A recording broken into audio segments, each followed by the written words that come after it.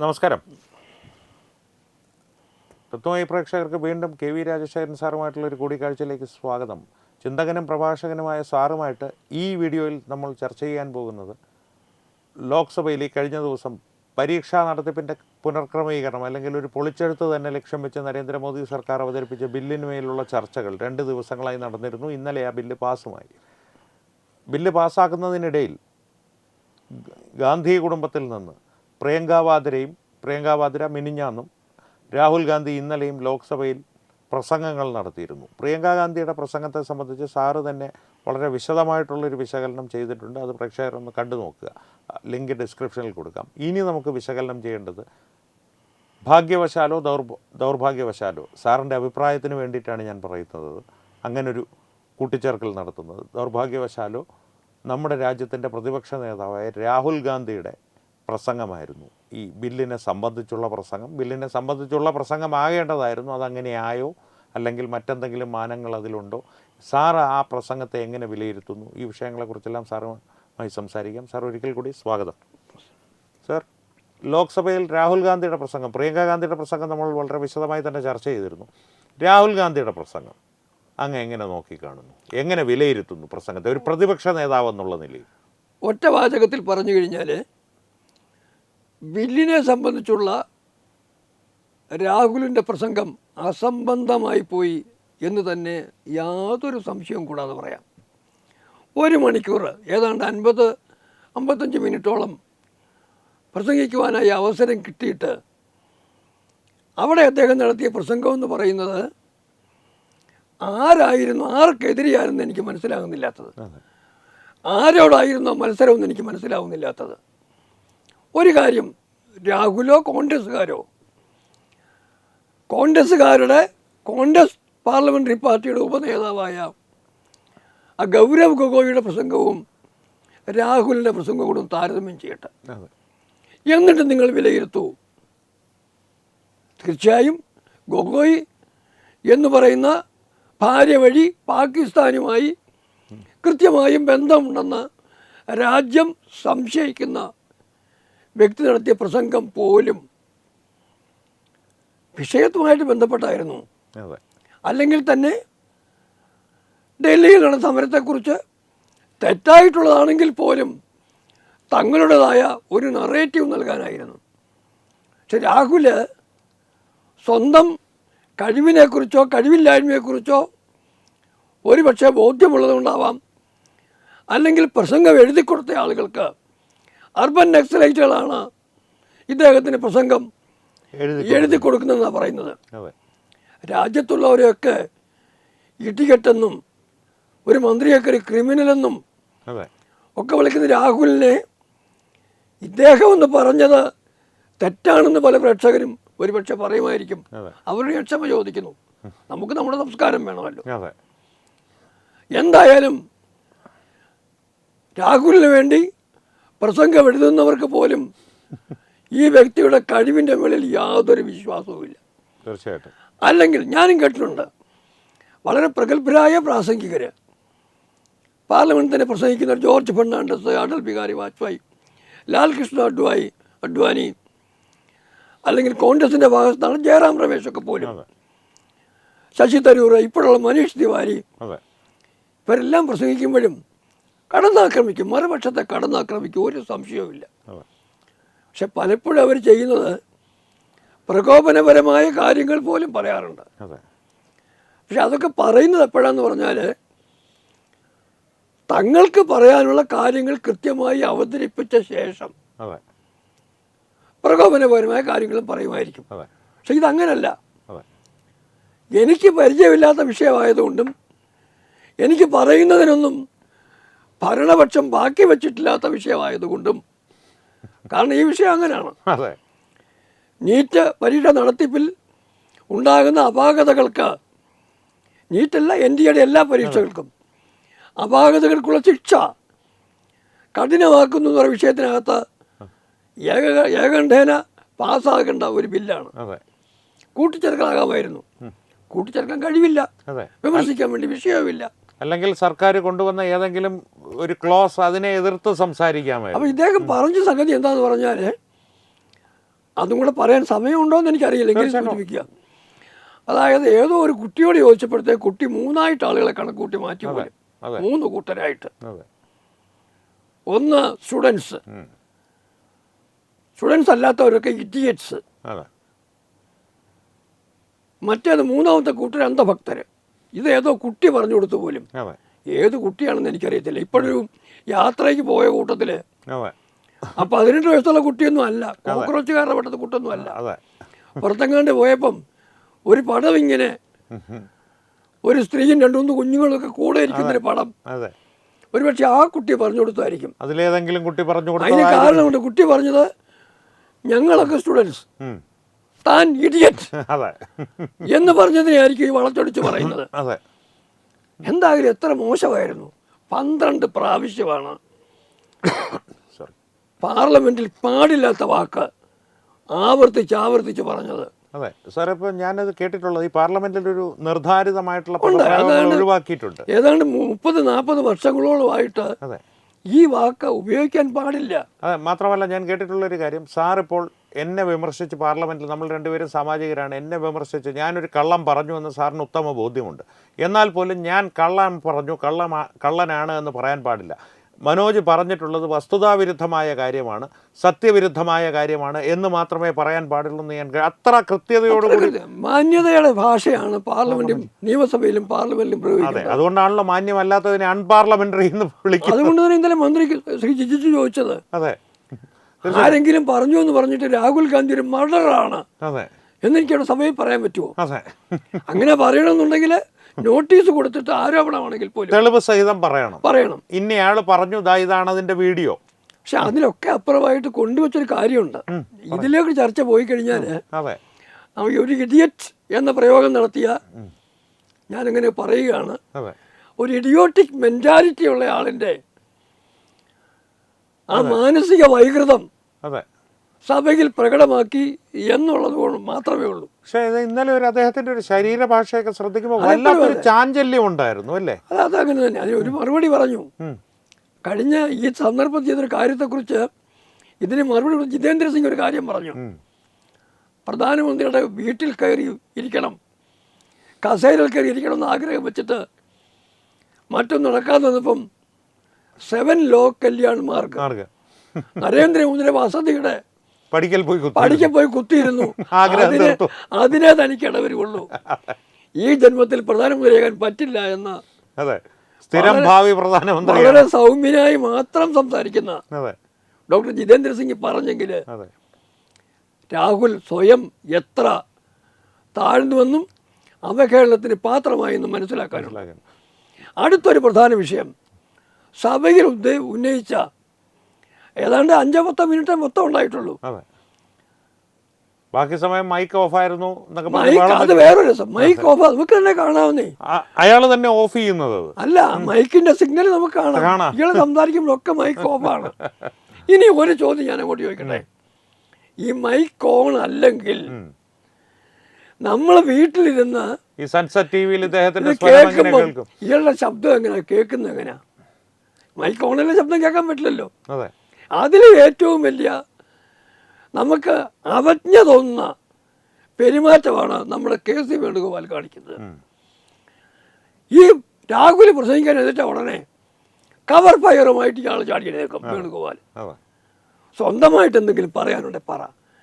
ഈ രാഹുലിൻ്റെ മൈക്ക് ഓഫാണെന്നും ഓണാണെന്നും ഒക്കെ പറയാൻ വേണ്ടിയിട്ട് അതാണോ ആലപ്പുഴയിലും തിരഞ്ഞെടുക്കത്തയച്ച KC വേണുഗോപാലിൻ്റെ ദൗത്യം?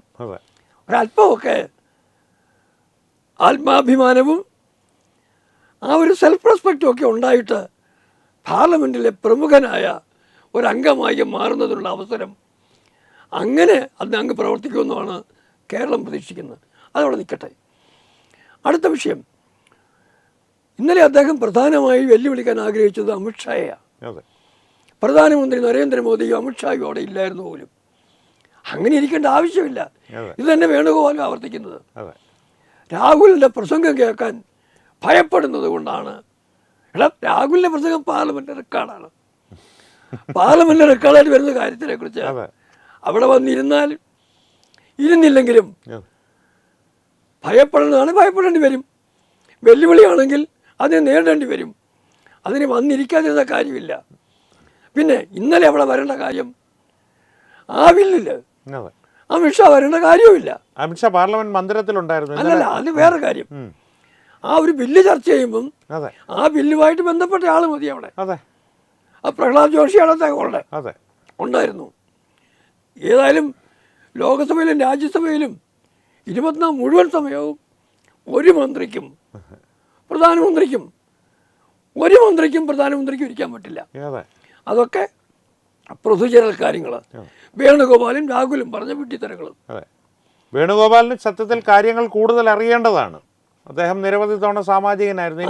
അറിയേണ്ടതാണ് എന്നുള്ളതിന് കൂട്ടത്തിൽ അറിയാവുന്നതാണോ, അറിയാൻ ശ്രമിക്കുന്നുണ്ടോ എന്നുള്ള ചോദ്യം കൂടെ ചോദിക്കണം. അതോ ഇദ്ദേഹത്തിന് വേണ്ടി അറിയില്ല എന്ന് ഭാവിക്കുന്നതാണോ? ഇത് തന്നെ വേറൊരു രോഗിനെയും കണ്ടു, രാജ്മോഹൻ ഉണ്ണിത്താൻ.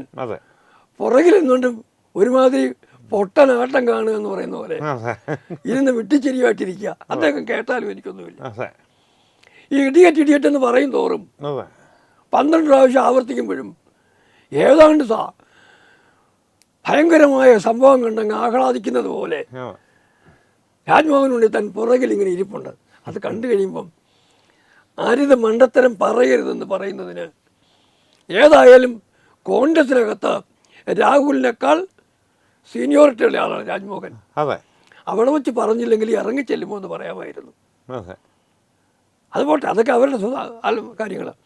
ഇന്നലെ ഉയർത്തിയ വിഷയം എന്ന് പറയുന്നത് അമിത്ഷാ കുട്ടികളെ വെടിവെക്കാൻ ഉത്തരവിട്ടെന്ന.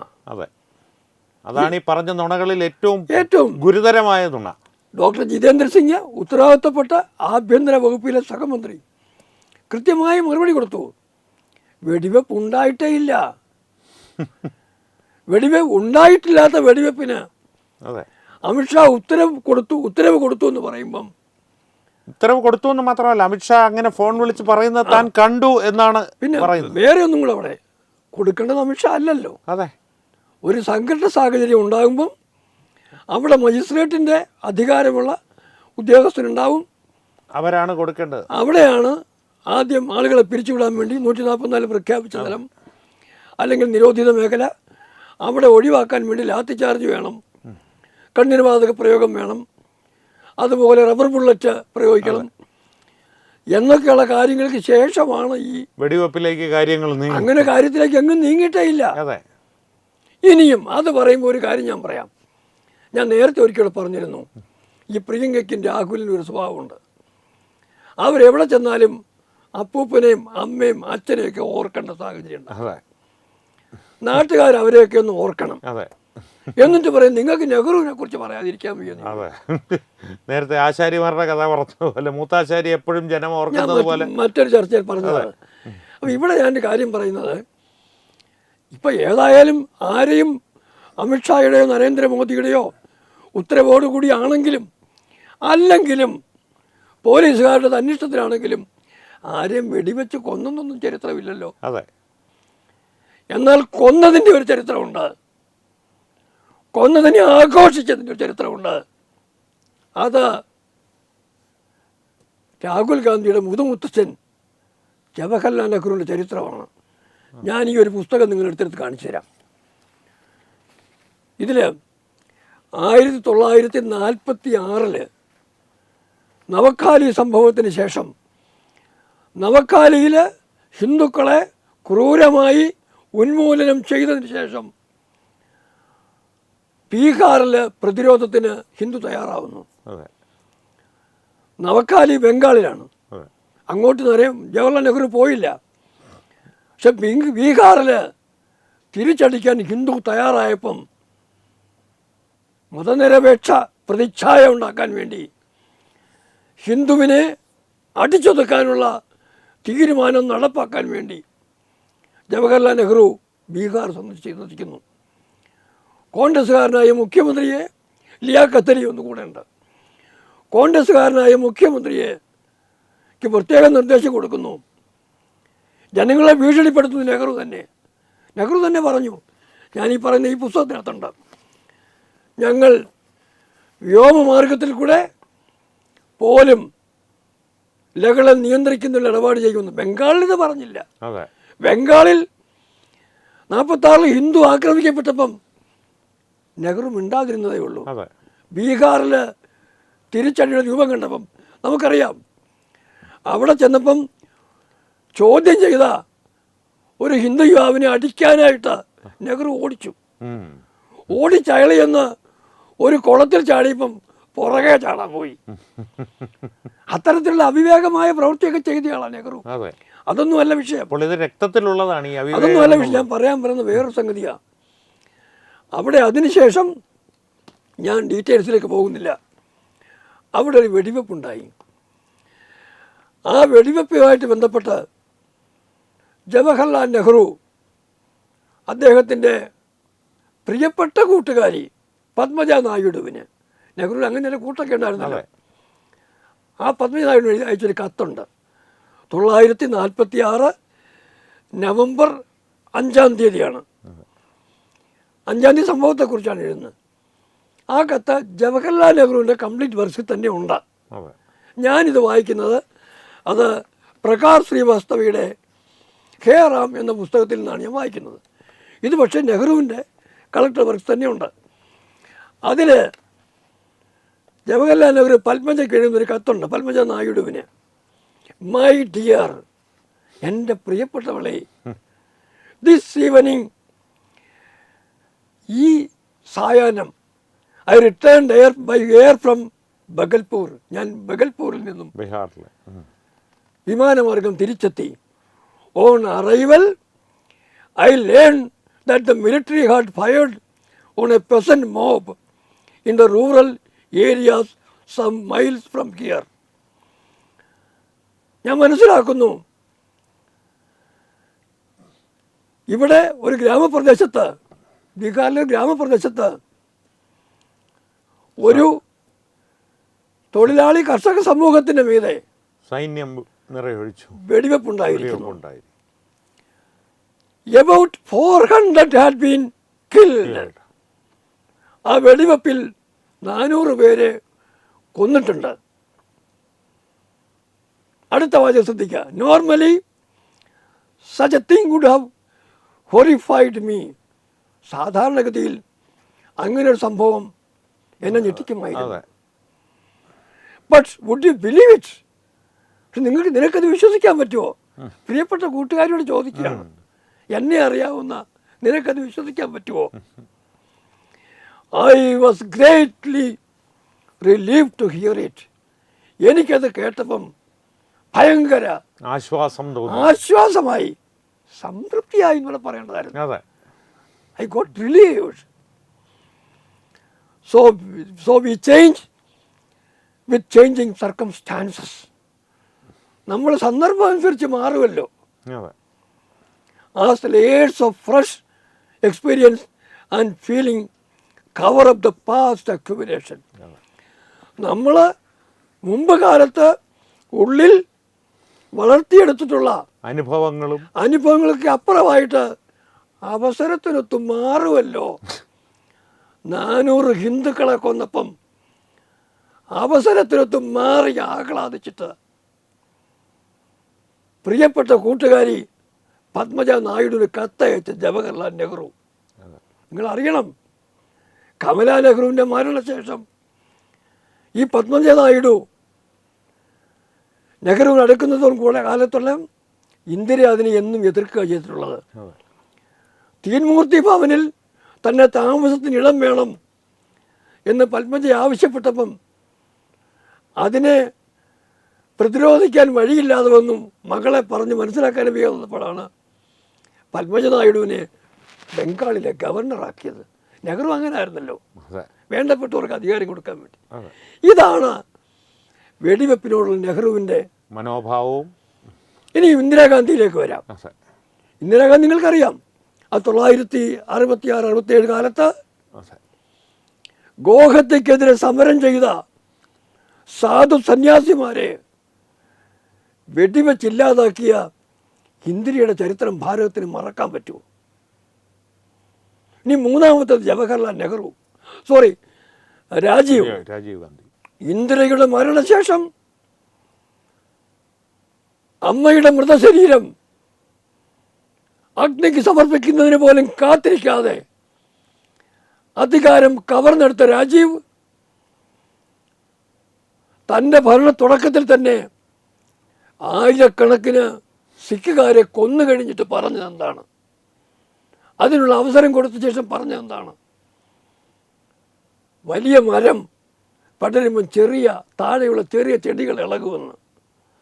മരണത്തെ അങ്ങനെ ആൾക്കൂട്ടത്തിൻ്റെ മരണത്തെ നിസ്സാരവൽക്കരിച്ച രാജീവിൻ്റെ മകൻ രാഹുലാണ് ഇന്ന് ഇല്ലാത്ത വെടിവെപ്പിൻ്റെ പേരിൽ, ഉണ്ടാകാത്ത വെടിവെപ്പിൻ്റെ പേരിൽ, നൽകാത്ത ഓർഡറിൻ്റെ പേരിൽ അമിത്ഷായ്ക്കെതിരെ ശബ്ദമുയർത്തുന്നത്.